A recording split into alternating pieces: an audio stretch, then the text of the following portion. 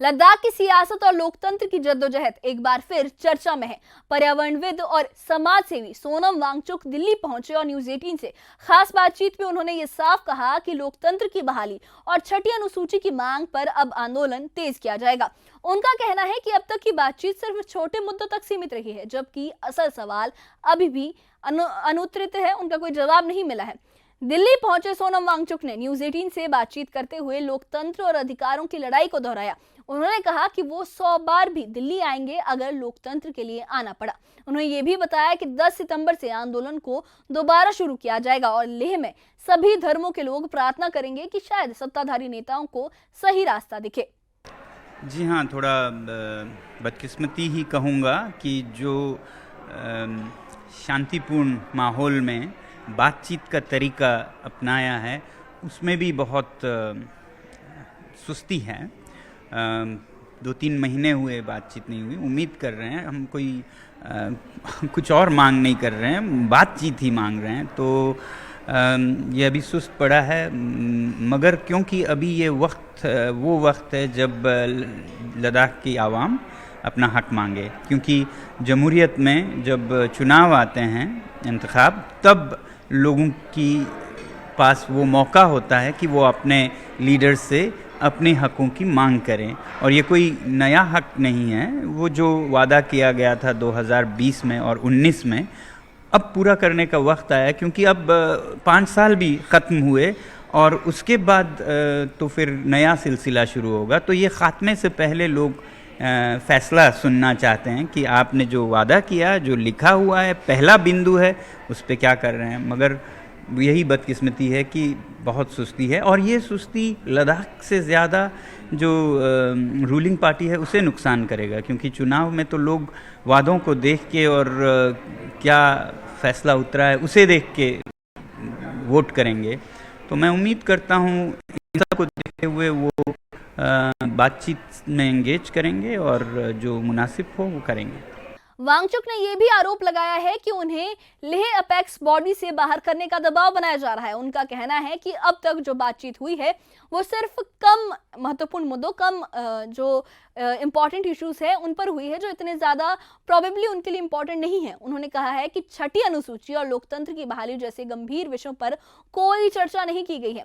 उनके मुताबिक मेरी आवाज़ छठी अनुसूची के लिए सबसे ज़्यादा बुलंद है और इसी वजह से मुझे चुप कराने की कोशिशें हो रही हैं।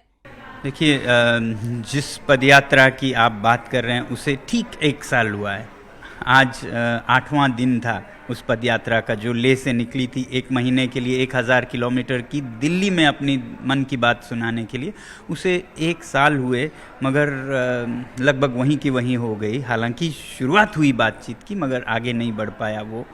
तो हम यही कहेंगे कि फिर दोबारा अब जमहूरियत में तो हम कोशिश जारी रखने ही हमारे हाथ में है। तो जैसा आपने सुना होगा, एपेक्स बॉडी ने कॉल दी है कि 10 सितंबर से हम एक सर्वधर्म प्रार्थना सभा से शुरू करेंगे कि सभी लोग, सारे नागरिक एक जगह पे आके दुआ करेंगे कि सबको वो सूझबूझ, वो अकल दे कि जो लोगों की हक है और लीडरों का वादा है वो पूरा हो। तो बहुत ही शांतिपूर्ण, अमन पसंद तरीके से हम आगे बढ़ रहे हैं, वो भी दुआ से, पूजा से। तो क्या ये आंदोलन की एक तरीके से दोबारा से आप लोग शुरुआत करने जा रहे हैं? जी हाँ, वही कर सकते हैं, और तो क्या कर सकते हैं। हम जब हमारी बात भूल जाएं तो याद दिलाएंगे। जी, लेकिन सरकार का रुख तो पॉजिटिव रहा है और कई चीज़ों पर सहमति भी बनी थी और कुछ रिजर्वेशन को लेकर के भी चीज़ें सेटल हुई थी, और जिस तरीके से जो डोमिसाइल का मसला था उसको पर भी काफ़ी हद तक सहमति बनी थी। 5 साल में 4 बिंदुओं में से एक पे कुछ बात चली है जिस पे सहमति कहिए या फिलहाल के लिए मान रहे हैं। चलिए, जो आप देना चाहते हैं उससे हम इनकार नहीं करेंगे। जो असली मुद्दा उसे अभी तक रोका गया था। ये तो तीसरा और सबसे कम अहमियत का, अर्जेंट ज़रूर था मगर छोटा था, वो उसको 4 साल लग गए। अब 2 जो सबसे बड़े हैं, जमहूरियत का और जो महफूजात हैं, सेफगार्ड्स हैं 6 शेड्यूल का, वो जो कि ख़ास है, उस पे तो बात शुरू भी नहीं हुई है। और हमारे पास ले दे के 1.5 महीना है जिसमें कि फैसला होना चाहिए। उसके बाद तो चुनाव के नतीजे बंद हो जाएंगे, तो आवाम उससे पहले ये फैसला दुरुस्त करना चाहती है। वांगचुक ने अपने शैक्षिक प्रोजेक्ट को लेकर भी सवाल खड़े किए हैं। उन्होंने कहा है कि Himalayan institute of alternative university की जमीन की लीज रद्द कर दी गई है।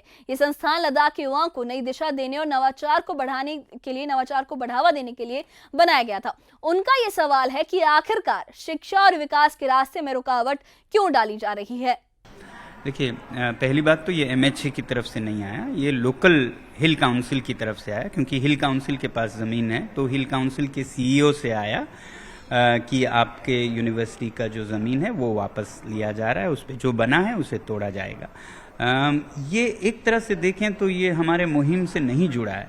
जुड़ा है तो सिर्फ इसलिए कि मैं मुहिम के साथ जुड़ा हूँ अभी अपेक्स बॉडी में जब से आया, और वो देख रहे हैं कि अपेक्स बॉडी में मैं न रहूं और आवाज़ न बनूं लद्दाख की आवाम की, तो वो किसी और चीज़ पर निशाना कर रहे हैं, चोट कर रहे हैं। ये एथिकल नहीं है, क्योंकि अपेक्स बॉडी से बात कीजिए, उसमें क्या करना है, न कि उनके किसी माँ पे, बच्चे पे या स्कूल पे।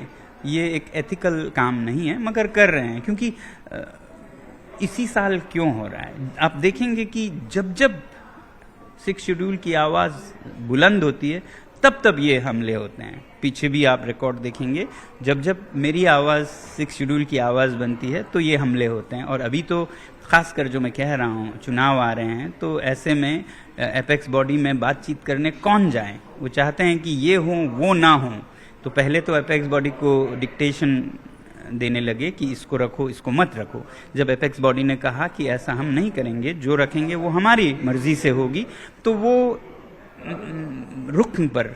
लद्दाख में आंदोलन के स्वर भी धीरे धीरे बदल रहे हैं। वांगचुक ने कहा कि अब लोगों के बीच ये चर्चा होने लगी है कि गांधी के रास्ते से काम नहीं चलेगा, लेकिन उन्होंने ये साफ किया कि उनका आंदोलन पूरी तरह से शांतिपूर्ण रहेगा। उनके मुताबिक लोकतांत्रिक अधिकारों के लिए संघर्ष बिना हिंसा और टकराव के भी सफल हो सकता है, और यही रास्ता उन्हें सही लगता है। रिप्रेजेंटेटिव्स पर प्रेशर डालने लगे, जिसमें उन्हें मेरी आवाज़ ज़्यादा जोर की लगी, तो इसलिए वो प्रेशर कर रहे हैं। जुड़ा भी है मगर जुड़ा नहीं भी है अभी के मुहिम से। तो ये एक तरीका है, हथकंडा है कि इनको किसको लाना है, किसको नहीं लाना, उसके लिए इन पर ऐसे ज़ाती प्रेशर लगाइए ताकि वो आके ये कहें कि मैं खुद हट जाऊंगा, आप मेरी ज़मीन दे दीजिए। अब ये ज़मीन मेरी है नहीं। ये जो सारा काम है हयाल अल्टरनेटिव यूनिवर्सिटी का, ये लद्दाख के बच्चों का है। ये कोई बिजनेस नहीं है, ये कारोबार नहीं है। यहाँ कोई फीस नहीं ली जाती है। यहाँ उल्टा बच्चों को वजीफा दिया जाता है। आप सोचिए, जहाँ फीस 0 हो, मनफी, उल्टा बच्चों को वजीफा दिया जाता हो, उसे अगर आप लीज माफ नहीं करेंगे तो किसका करेंगे। यहाँ ऐसे स्कूल जो सबसे ज्यादा फीस लेती है, जैसे दिल्ली पब्लिक स्कूल ले की है, उसमें सबसे ज्यादा लद्दाख में फीस ली जाती है, उनको मुफ्त कर दिया है लीज, जबकि दिल्ली पब्लिक स्कूल दिल्ली की है। और लद्दाख का हिमालयन इंस्टीट्यूट ऑफ अल्टरनेटिव्स जो लद्दाख का है और जो फीस के बदले वजीफा उल्टा देती है, उन्हें कहते हैं 27 करोड़ 30 करोड़ लगाएंगे। तो ये तो कमर्शियल, जो दुकानों पे, जो कारोबारों पे, ले बाजार के बीच में उस दर पर वो लीज हमसे लेना चाहते हैं या उसका डर दिखाना चाहते हैं। तो ये अनएथिकल है। किसी भी अच्छे लीडर को, अच्छे पार्टी को ऐसे हथकंडे नहीं अपनाने चाहिए। जब आपको वादे से फिरना हो तो कह दीजिए हम नहीं कर पा रहे हैं। ये हथकंडे उनको उल्टा पड़ेगा, क्योंकि आवाम इतनी नासमझ नहीं है, उन्हें दिख जाता है कौन क्या कर रहा है, तो ये उन्हें खुद को नुकसान कर रहा है।